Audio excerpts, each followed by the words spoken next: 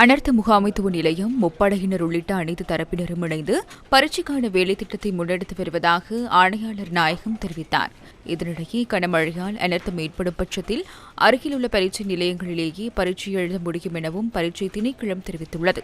உயர்தர பரீட்சை பரீட்சார்த்திகள் அனைவரும் இது தொடர்பில் தமக்கு அறிவிக்க நடவடிக்கை எடுக்கப்பட்டுள்ளதாக திணைக்களம் குறிப்பிட்டுள்ளது. தமக்கு ஒதுக்கப்பட்ட நிலையத்தினை தவிர அருகிலுள்ள பரீட்சை மத்திய நிலையங்களில் பரீட்சை எழுதுவதற்கு நேர்ந்தால் இது தொடர்பில் பரீட்சை திணைக்களத்துக்கு அறிவிக்க வேண்டும் என திணைக்களம் கூறியுள்ளது.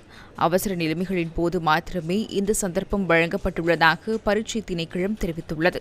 அனர்த்த நிலைமைகளினால் உயர்தர பரீட்சை பரீட்சார்த்திகளுக்கு இடையூறுகள் ஏற்பட்டதாக இதுவரை எவ்வித தகவலும் இல்லை என பரீட்சைகள் திணைக்களம் தெரிவித்துள்ளது. ආපදාවට ලක්වෙලා ඉන්න දරුවන් සම්බන්ධයෙන් තමයි அனர்த்தத்தினால் பாதிக்கப்பட்ட பரீட்சார்த்திகள் தொடர்பில் இந்த தீர்மானம் மேற்கொள்ளப்பட்டுள்ளது. எனினும் இலங்கையின் ஏனைய பகுதிகளுக்கு தொடர்பற்ற விடயமாகும். அவர்கள் விரும்பிய நிலையங்களுக்கு சென்று பரீட்சை எழுதுவது தொடர்பில் அவசியம் ஏற்பட்டால் மாத்திரமே செயற்படுத்த முடியும். எனினும் சில பகுதிகளில் கஷ்டப்படுகின்ற பரீட்சார்த்திகள் தொடர்பில் எமக்கு அறிய கிடைத்துள்ளது. அவர்களுக்கு மாத்திரமே இந்த நிவாரணம் வழங்கப்படும்.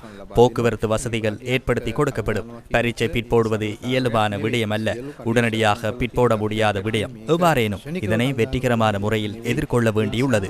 කොහොම හෝ තත්ත්වයක් යටතේ මේකට මුහුණ දීමයි සාර්ථකව මුහුණ දීමයි අවශ්‍ය වෙන්නේ.